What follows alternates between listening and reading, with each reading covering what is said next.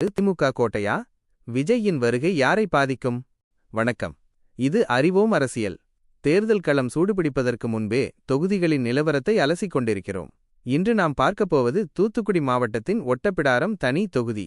கடந்த தேர்தல்களின் புள்ளி விவரங்களை வைத்து பார்த்தால் இங்கே ஒரு மிகப்பெரிய உண்மை ஒளிந்திருக்கிறது. அது என்ன? முதலில் 2021 மற்றும் 2024 தேர்தல் முடிவுகளை ஒப்பிட்டு பார்ப்போம்.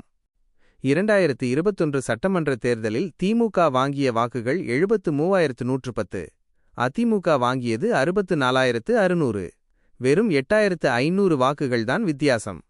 ஆனால் 2024 நாடாளுமன்ற தேர்தலில் திமுக தனது பலத்தை 88,963 ஆக உயர்த்தியுள்ளது. அதிமுகவோ 25,679 ஆக சரிந்துவிட்டது.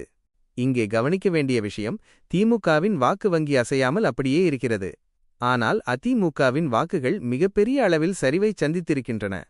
இப்போது களத்திற்கு வரும் தமிழக வெற்றிக் கழகத்தின் தலைவர் விஜய் இந்த தொகுதியில் 20 முதல் 25% வாக்குகளை பெற அதிக வாய்ப்புள்ளது. அதாவது மிக எளிதாக 30,000 வாக்குகளை அவர் எடுக்க முடியும். இந்த வாக்குகள் எங்கிருந்து வரும்?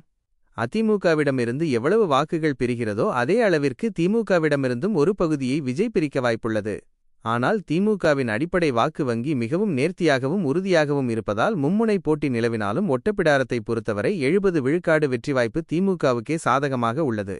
அதிமுக மீண்டும் எழுச்சி பெறுமா அல்லது அந்த இடத்தை விஜய் பிடிப்பாரா என்பதுதான் இப்போதைய கேள்வி. ஆனால் தற்போதைய நிலவரப்படி ஒட்டப்பிடாரம் திமுகவின் கைகளிலேயே இருக்கிறது.